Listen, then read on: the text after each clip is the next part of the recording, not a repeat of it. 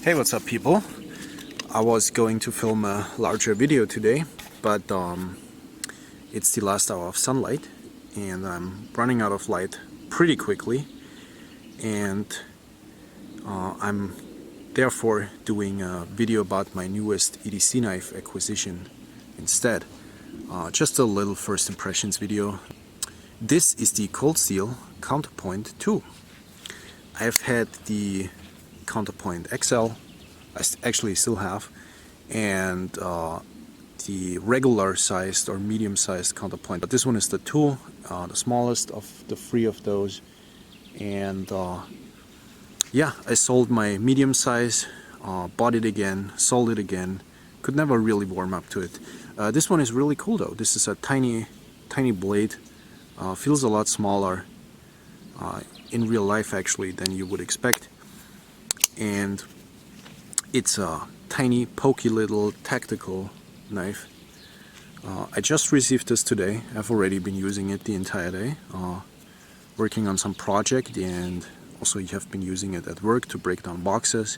And it cuts actually great, despite the very low grind due to the spear point shape of it.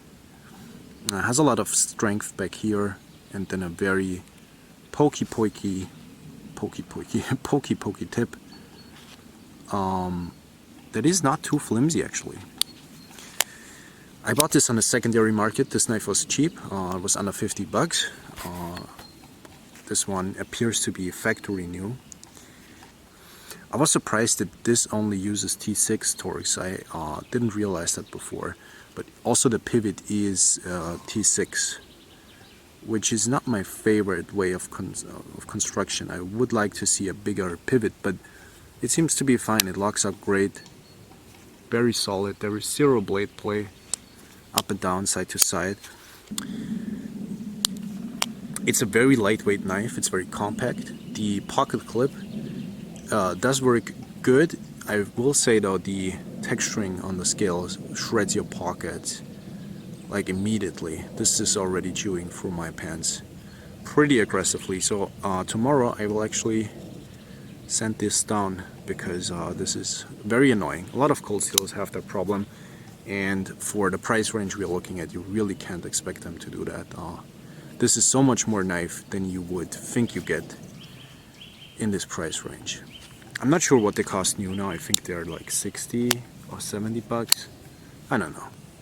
I paid less than 50, so I don't really mind though. That little thing with the clip, I have that on most of my cold steels. I was surprised that this one is still in AUS 8. I had no idea that only the larger ones come in AUS 10, which I prefer AUS 10. But the good thing about AUS 8, it gets really sharp. So this one is hair popping sharp at the moment, and it does actually cut.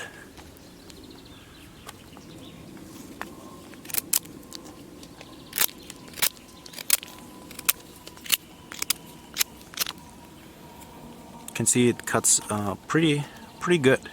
Let's try that again.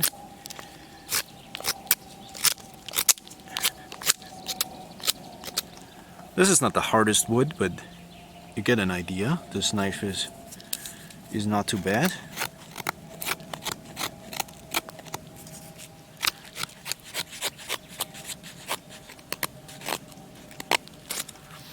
You could make some decent feather sticks. I'm not the best at feather sticking, but it's definitely possible. It's just a lot of fun because it is so pokey. You just want to stab it into things all the time, and because of that spear point shape, it has a lot of strength really in the tip. So you shouldn't be too afraid of doing some work with the tip here, despite its stabbiness. Yeah, cool little knife. I like it. Let's see if I keep it. I was not going to buy cold steel knives anymore. I sold a lot of my cold steels, but for some reason I can't stop buying cold steels. It's just a brand that has been with me for such a long time, and they still feel good. Even the cheap ones, they feel really good still. The cardboard cutting that I did today was also not too bad. It cuts a lot better than you would think it does. It's not the thinness behind the edge, I haven't measured it yet. But I don't know, I think it's a great compromise between slicing and strength in the stabbing. Or let's say it like that, a compromise between slicing capabilities and stabbing capabilities by while not sacrificing strength on the spine. So yeah, that's what this is. The handle is pretty wide, so you get a good solid grip on here. It feels good in hand. The Counterpoint series is known for that width in the handle thickness. I like the grippy texture. I always liked the stippling that Cold Steel did on here. The older versions didn't have that, and yeah, I'm glad they do have it now. I like the speed holes on the Counterpoint series because they help you change the grip really quickly.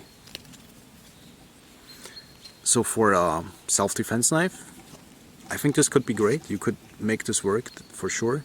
And for a really cool EDC blade, it's also not too bad. I always like this kind of shape, this center-lined spear point shape.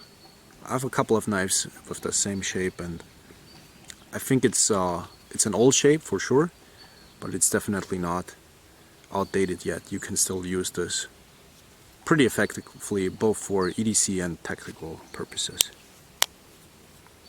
Yeah, this one is a lot more narrow than the larger models. The medium-sized version was a lot broader at the tip, so this one is much more pokier. Yeah, the XL version is also not as pokey, but they work. All of them work pretty good, in my opinion. So yeah, that's it for today's video. Just a quick little first impression.